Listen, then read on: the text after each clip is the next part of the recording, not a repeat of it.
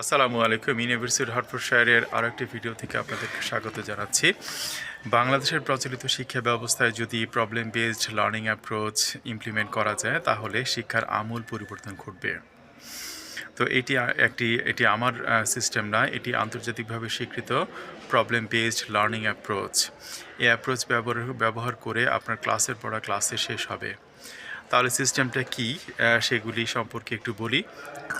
আপনি প্রথমেই আমরা সচরাচর আমরা আগে পড়াই, তো তারপর আমরা একটি প্রবলেম দিই, কিন্তু প্রবলেম বেসড লার্নিং অ্যাপ্রোচে আমরা শুরুতে প্রবলেমটি দিয়ে দেব।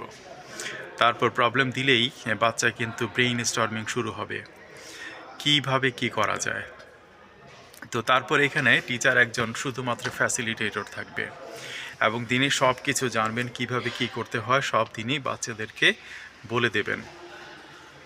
তো বইয়ের কোন পার্টটাতে এই প্রশ্নের উত্তরটা রয়েছে, কিভাবে সলভ হবে, এটি সব তিনি বলে দেবেন এবং বাচ্চারা সেই পার্টটি দেখবে, পড়বে, বুঝবে এবং এতে যদি কোনো সমস্যা থাকে না বুঝে তখন টিচার শুধু এর সমাধান করে দেবে। টিচার শুধুই ফ্যাসিলিটেটর, সমস্ত অংশ বা 80% স্টুডেন্টসরাই করবে এবং এর মাধ্যমে তারা যেই চূড়ান্ত সমাধানটি করলো এটির একটি প্রেজেন্টেশন দেবে।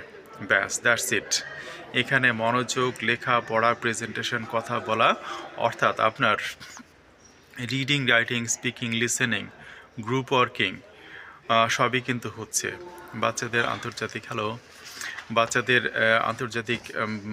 বাচ্চাদের যেই ইন্টার রিলেশন সেটি কিন্তু এখানে সুন্দরভাবে গড়ে উঠবে। তো এভাবে আপনি সমস্ত সাবজেক্ট আপনি পড়াতে পারবেন, বাংলা, ইংলিশ, গণিত, বিজ্ঞান, এভরিথিং। আমি বাংলাদেশে বেশ কয়েকটি স্কুলে আমার ইংলিশ থেকে শুরু করে বিশ্ব পরিচয়, ইসলাম ধর্ম এবং বাংলা, বিজ্ঞান সবই আমি এর মাধ্যমে করেছি। তো এর মাধ্যমে ক্লাসের পর আমি ক্লাসে শেষ করেছি আর সমস্ত কিছুই আমি তাদেরকে তারা যেভাবে চেয়েছে বা তাদের যে সময় কিন্তু পারফেক্টলি ইউজ হয়েছিল। এর মাধ্যমে তাদের ক্লাসের পড়া ক্লাসে শেষ হলে বাচ্চারা কিন্তু বাসায় যেয়ে একটু ব্যক্তিগত কিছু কাজ করতে পারে, নামাজ পড়তে পারে, খেলাধুলা করতে পারে। তো এইভাবে যদি বাচ্চার সময়টিকে আপনি দিয়ে দিতে পারেন, বাচ্চার কিন্তু দুশ্চিন্তা, স্ট্রেস এগুলি কিন্তু আর থাকবে না।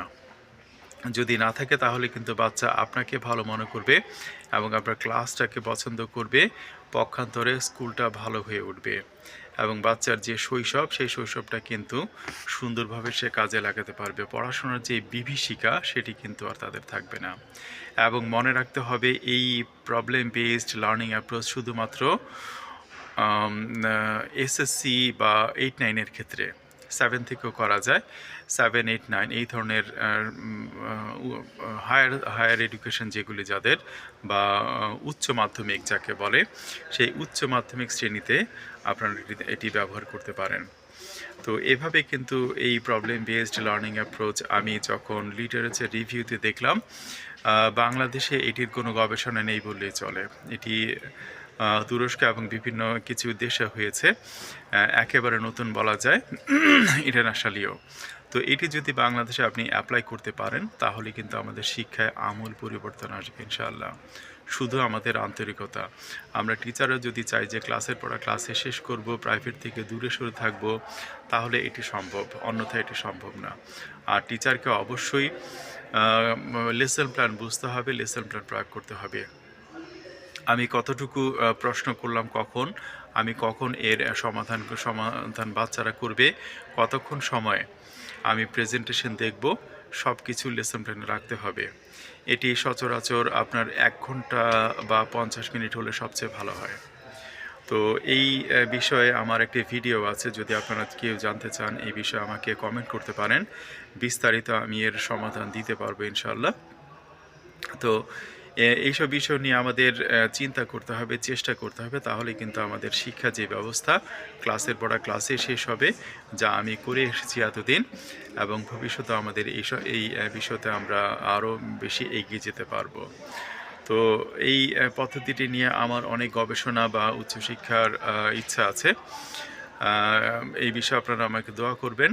আর যদি কোনো প্রশ্ন থাকে কমেন্ট করতে পারেন বা কোনো সাজেশন থাকলে আমাকে কমেন্ট করবেন। আজ এ পর্যন্তই। আসসালামু আলাইকুম।